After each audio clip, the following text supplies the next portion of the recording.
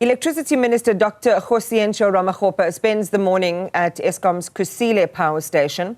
The plant is expected to bring in 800 megawatts of capacity to the grid. This oversight visit is also part of the commitment to assess work that's being done on the ground. Newzroom Afrika's Nqobile Madlala joins us from the site now. Nqobile, good morning. Just tell us some of your impressions that you've been hearing today, and just also some of the important oversight work that the minister is scheduled to do today. We do know we had a shock reminder of power cuts recently, and there are concerns of this extending themselves depending on the integrity of those various power stations. So just bring us up to speed.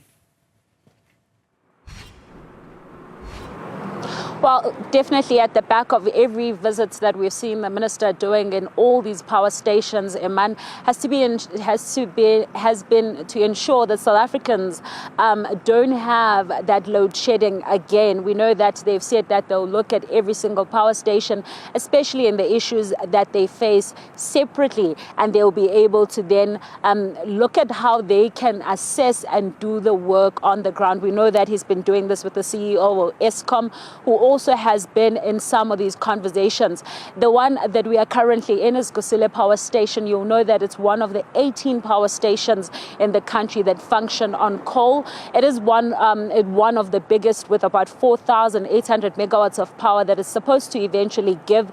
We know that just one unit is not working, and I want to show you what's taking place behind me. So these are the units, Iman, that we are talking about. It's about 6 of them, and you will know that in Africa it is the first power station to use wet flue gas desulfurization technology, which is mainly why we are here, Iman, and why potentially by the end of the month there will be one of the units that will come up, which we understand at this point is unit 2. And from where we're standing, you'll see that there's nothing coming out of that specific unit. This is mainly because they are going to be able to pull it together and be able to put it as part of the stacks. You'll remember that in the past, this specific power station has had issues with, for example, the fire that broke out. We also know that there was an issue around the stacks, which then required that there would be a temporal stacks that will be bypassing the flue gas desulfurization system, mainly to ensure that these units are working. So we understand that that now is something that's going to be of the past.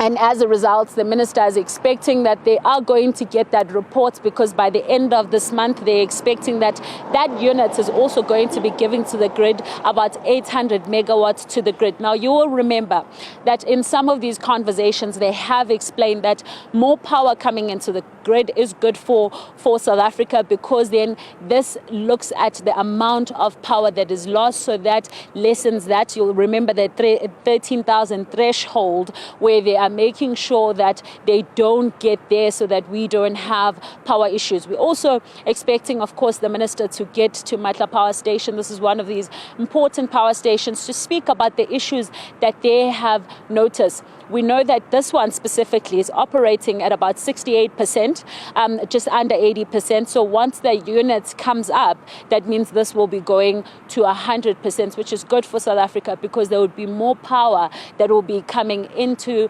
the grid.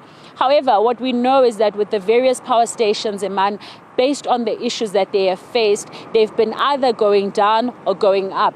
So in the minister's visits, they have these conversations with employees, they have conversations with management, looking at what can be done and what are the issues. So we are expecting to also hear more about Kusile Power Station as well.